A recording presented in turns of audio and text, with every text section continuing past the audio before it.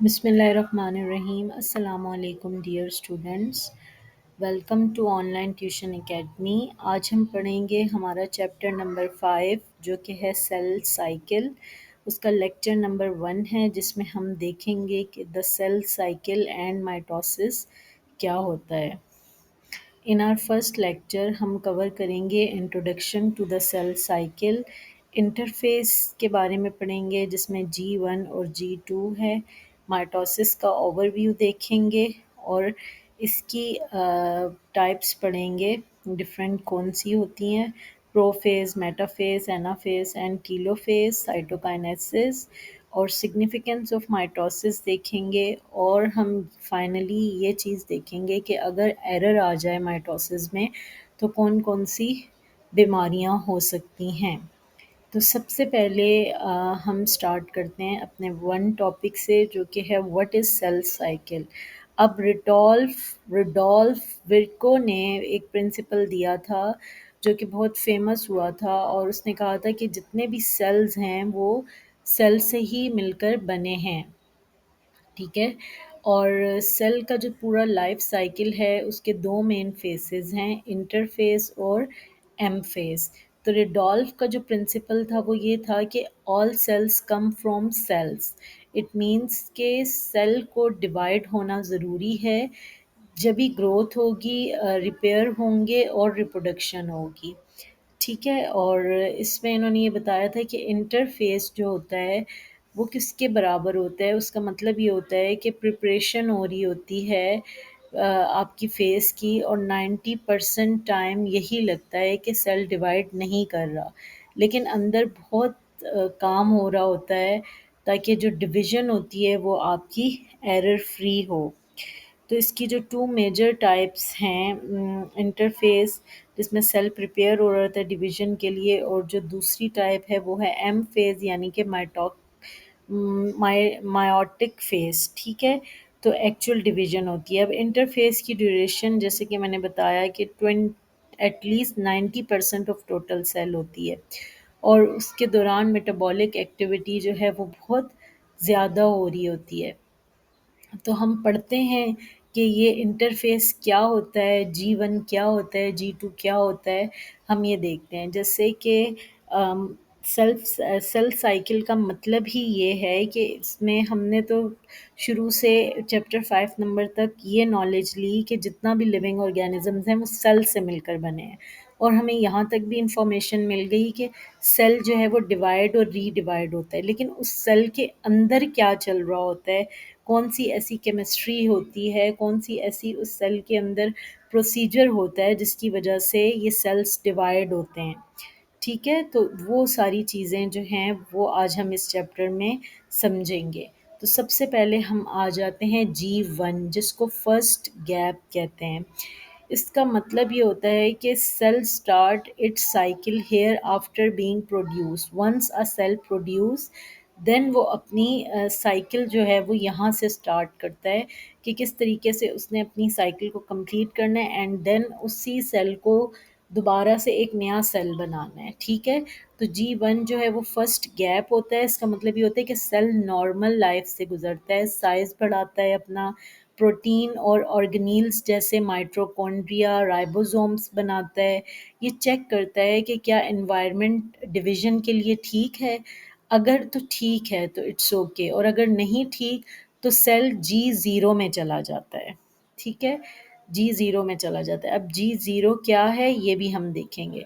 उसके बाद दूसरा आ जाता है हमारे पास एस फेज़ जिसको हम सिंथेसिस फेज़ कहते हैं, and it's very important phase, क्योंकि अगर खुदा ना खास्ता यहाँ पे कोई कॉम्प्लिकेशन होती है तो फिर उस बंदे को कोई ना कोई बीमारी हो जाती है।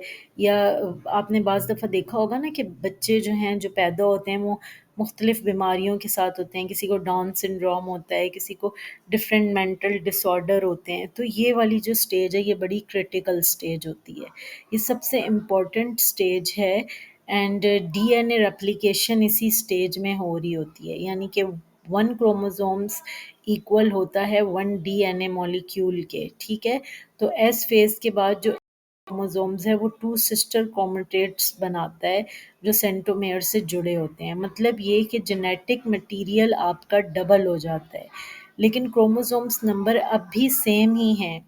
ठीक है, वो माइटोसिस में जाके डबल होंगे। अभी माइटोसिस के प्रोसीजर नहीं आया, इसलिए वो अभी डबल नहीं हुए, लेकिन ये बहुत क्रिटिकल फेज़ होता है और इम्पॉर्टेंट फेज़ होता है।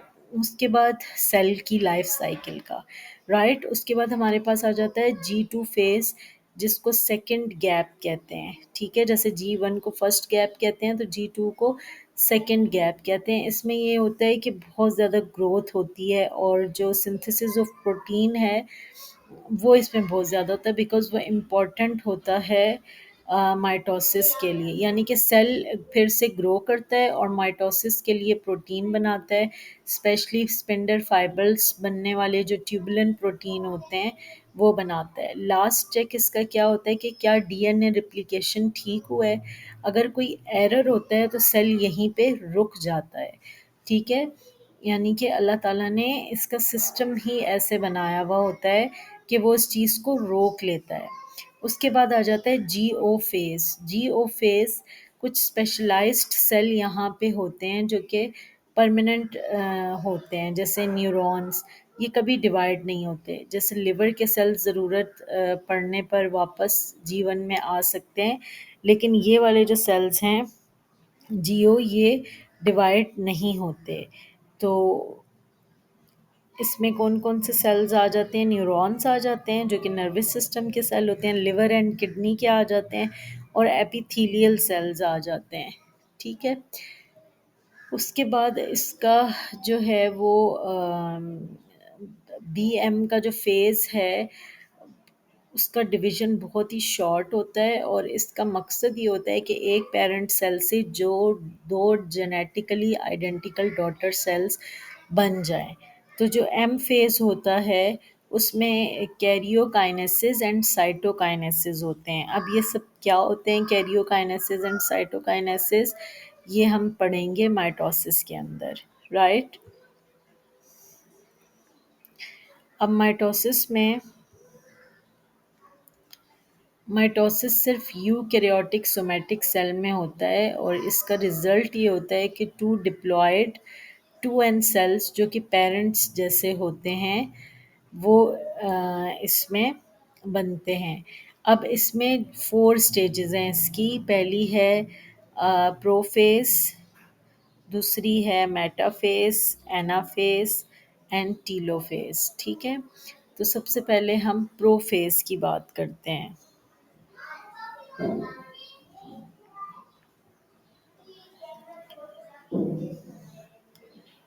प्रोफ़ेज़ जो है उसमें कौन-कौन से पॉइंट होते हैं? प्रोफ़ेज़ में क्रोमैटिन कंडेंस होता है, यानी लूज़ थ्रेड्स जैसे क्रोमैटिन होते हैं जो कि टाइटली पैक होकर विज़िबल एक्स शेप क्रोमोसोम्स बन जाते हैं। अभी हर क्रोमोसोम्स के 2 क्रोमैटिड्स होते हैं इसमें, ठीक है? सेंट्रिओल एंड डुप्लिकेट में क्या होता है कि एनिमल सेल में 2 सेंट्रोसोम्स बनते हैं और ऑपोज़िट पोल्स पर चले जाते हैं। ये स्पिंडल बनाएँगे अब। काइनेटोकोर फॉर्म क्या होती है? हर क्रोमोसोम्स के सेंट्रोमेयर पर प्रोटीन का स्ट्रक्चर बन जाता है और यहीं पे स्पिंडल जो है वो अटैच होगा। न्यूक्लियर एनवेलप क्या होता है जब न्यूक्लियर एनवेलप या न्यूक्लियोलस का डिसअपियर होना क्या होता है कि जो स्पिंडल फाइबर्स होते हैं ना वो न्यूक्लियस के अंदर आ सकें। अब प्लांट सेल्स के अंदर उनके सेंट्रियोल्स नहीं होते। Spindle tubulin protein nuclear envelope की सरफेस पर इकट्ठे होकर बनते हैं। ठीक है, यही आप सोचें कि ये स्टेज सामान बंद करने जैसी है। जैसे आप सफ़र पे जाते हो ना किसी, तो अपना सामान पैक करते हो, तो ये वो वाली स्टेज होती है, जिसमें आप सारी चीज़ों को पैकअप कर रहे होते हो ताकि आगे जाके ये सारी चीज़ें एक लाइफ़ को बनाने में, एक सेल को बनाने में किस तरह से काम आती हैं। उसके बाद आ जाता है हमारे पास मीटाफ़ेज़। मीटाफ़ेज़ एंड एनाफ़ेज़ आ जाता है। मीटाफ़ेज़ जो है वो स्पिंडल फाइबर जो होते हैं वो लंबे होकर काइनेटोकोर से अटैच हो जाते हैं और हर क्रोमोसोम्स में 2 फाइबर्स जो हैं वो अपोज़िट साइड्स पर होते हैं। एंड क्रोमोसोम्स इक्वेटर यानी कि मिडल पर उसके अलाइन हो जाते हैं, इनको मीटाफेज प्लेट भी कहते हैं।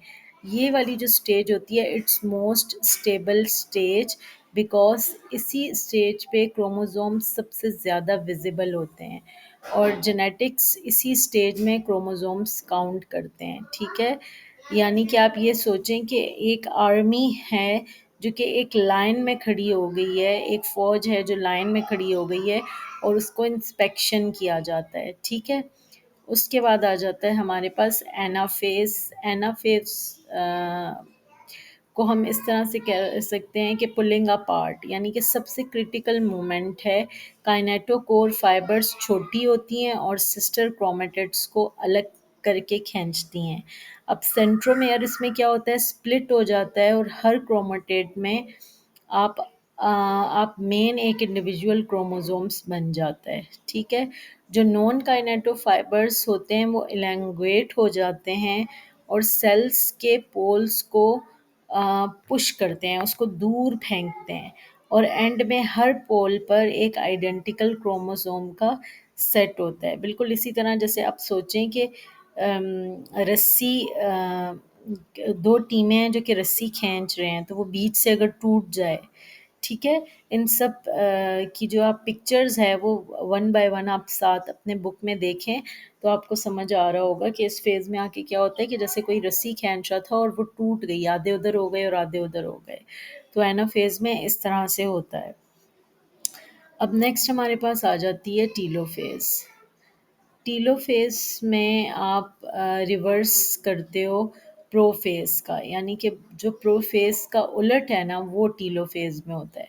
हर पोल पर क्रोमोसोम के अराउंड न्यू न्यूक्लियर एनवेलप बन जाता है, यानी कि अपोजिट टू प्रोफेज़ है। ठीक है, क्रोमोसोम्स अनकॉइल होकर वापस क्रोमेटिन बन जाते हैं और न्यूक्लियोलस जो है वो रीअपीयर हो जाता है एंड कैरियोकाइनेसिस इसमें ख़त्म हो जाता है। अभी एक सेल है जिसके दो न्यूक्लियाई हैं, यानी कि सोचो कि सफ़र के बाद आप वापस से सामान को खोल रहे हो, जो सामान हमने फर्स्ट स्टेज में पैक किया था उसको। ठीक है, अब उसके बाद आ जाता है साइटोकाइनेसिस। साइटोकाइनेसिस का मतलब होता है कि साइटोप्लाज्म का डिवीजन हो रहा है यहाँ पे।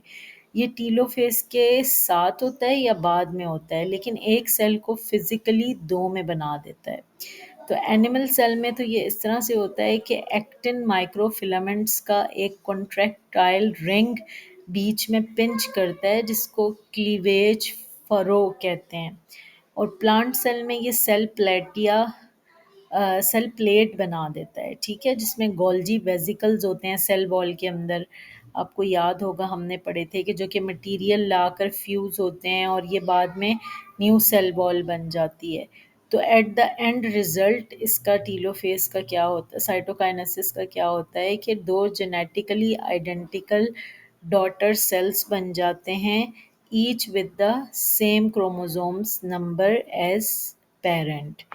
ठीक, तो अगर हम इनकी सबकी कंप्लीट समरी देखें तो वो क्या है कि प्रोफेज़ में क्रोमेटिन होता है, क्रोमेटिन से क्रोमोसोम्स बनते हैं, क्रोमोसोम्स से स्पिंडल फॉर्म होता है और न्यूक्लियर एनवेलप ब्रेक हो जाता है।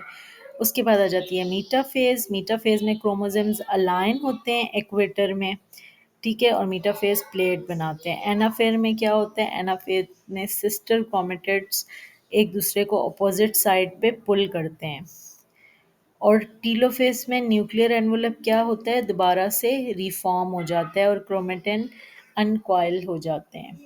ठीक, अगर यहाँ पे किसी स्टूडेंट को समझ में नहीं आया तो ज़रूर कमेंट किया करें और हमें बताया करें कि ये चीज़ समझ में नहीं आई है। अब हम बात करते हैं कि सिग्निफिकेंस ऑफ माइटोसिस क्या है। माइटोसिस क्यों इतना मैटर करता है, क्यों इतना इम्पोर्टेंस रखता है। बिकॉज़ ये ग्रोथ एंड डेवलपमेंट के ज़रिए ज़रूरी है। जब ज़ाइगोट बनता है, ये देखें आपके एक ज़ाइगोट बना है और उस ज़ाइगोट के बाद सेल्स बने हैं, बहुत सारे सेल्स बनते बनते बनते ये साइकिल आप देख रहे हैं डेवलपमेंटल एंड ग्रोथ की स्लाइड पे सामने। तो फिर एक ह्यूमन बेबी बना है, चाहे वो ह्यूमन बेबी हो या कोई भी दूसरा जानदार हो। तो इस वजह से इस इस सेल साइकिल की इम्पोर्टेंस है कि किस तरह से ये एक छोटे से ज़ायगोट से एक कंप्लीट ह्यूमन बना देता है। ठीक है? उसके बाद आ जाता है हमारे पास सेल रिप्लेसमेंट। सेल्फ रिप्लेसमेंट ये होती है कि हमारी स्किन और गट के जो सेल्स होते हैं, वो रोज़ गिरते हैं, और आरबीसी की जो लाइफ़ होती है वो सिर्फ़ 4 मंथ की होती है, और माइटोसिस क्या करते हैं, उनको रिप्लेस करते रहते हैं।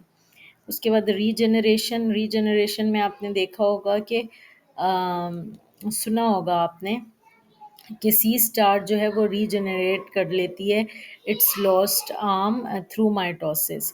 ठीक है, इसी तरह आपने लिजर्ड को देखा होगा, छिपकली को देखा होगा कि उसमें भी रीजनरेशन का प्रोसेस होता है। अगर आप कभी देखें कि किसी छिपकली की दुम कटी हुई है, तो कुछ अरसे के बाद क्या होगा कि उसकी दुम वापस रीजनरेट हो जाएगी।